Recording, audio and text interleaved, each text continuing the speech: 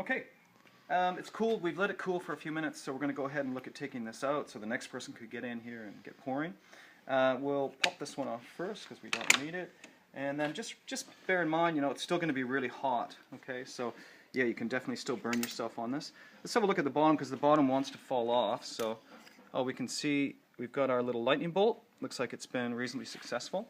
And we'll go ahead and pop this one off now. Release that, and hopefully we might be able to peel this off. Now, normally I would let this cool for, let's say, another 10 minutes before I do anything to it, just because the pewter will definitely get harder if you give it a little bit more time. But just for the sake of the demo, we're going to go ahead and fast track this and have a look. So it looks like so far it's looking really good. We've got a really nice clean funnel, our channel, down to the ring band, and straight into the top mold. Okay, cutting it out. So how do we get, the ring now out of the molds? Well, the first thing is I usually chop the ring band mold first, and all we do is, again, this MDF is sort of in layers, so we can chop it really nice and easily, and it'll kind of come apart on us. So we just tap down a little ways in, get it splitting, okay, and then we go ahead and give it a twist, okay, and that takes one layer off. We want to go again, so I'll just line the chisel up, and we'll chop down, get it splitting, and just go ahead, and you can see now we can probably peel the rest of this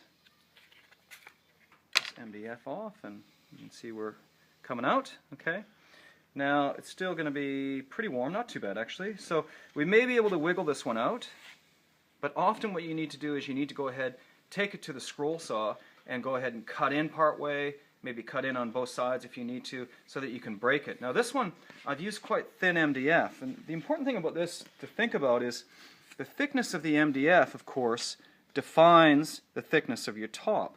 So if you want a thick top, then you might use a thicker piece of MDF, and you can see there's 3 different thicknesses here. So I've used quite a thin one, which means that I can probably just break this. I'll go ahead and do that, and out comes my ring. Okay? So that's been really successful. We've got a lightning bolt on a ring band. Okay, next step. So you might be wondering, well, how do we get this center bit of MDF out of the ring? There's a few ways. I mean, you can use a drill, and you can use a larger drill bit and sort of drill it out until it falls apart, or we can use a small chisel. Okay, so we can grab a small chisel from one of the benches. Again, make sure we avoid the ring, and we can chop into it and slowly just kind of chop into it in a few spots until it starts to collapse a little bit, or perhaps push its way out. You can see it's starting to come now. And you can see I've perched this on a block here so that of course the top of my mold here doesn't get damaged when I go ahead and chop that out. Okay, so that's looking pretty good.